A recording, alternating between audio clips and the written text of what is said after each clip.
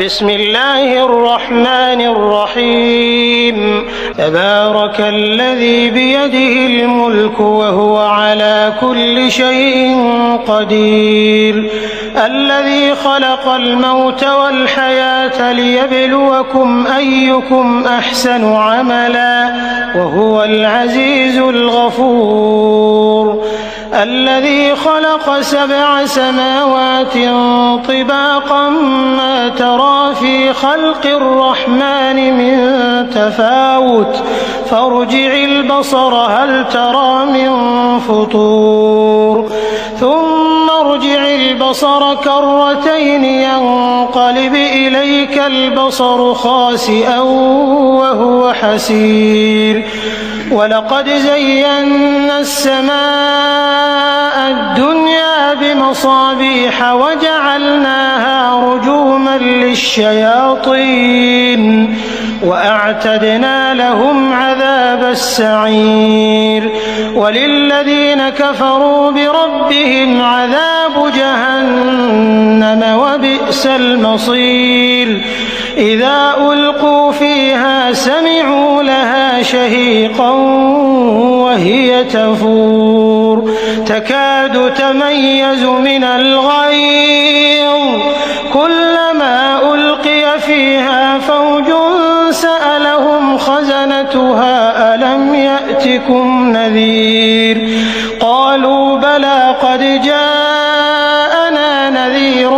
فكذبنا وقلنا ما نزل الله من شيء إن أنتم إلا في ضلال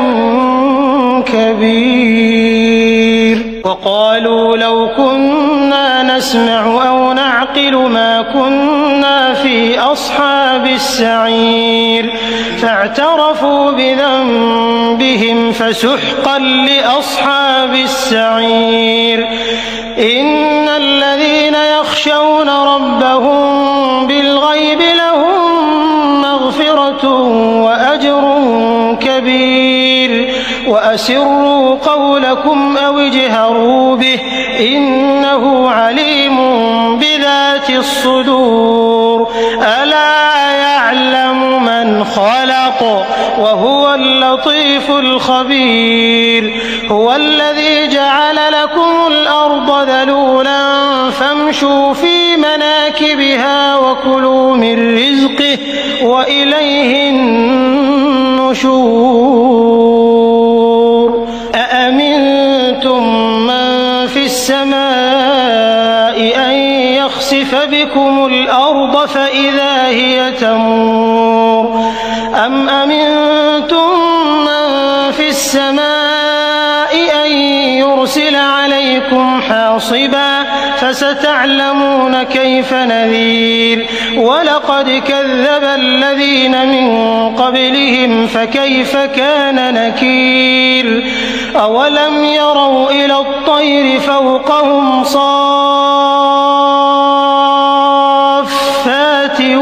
ويقبضن ما يمسكهن إلا الرحمن إنه بكل شيء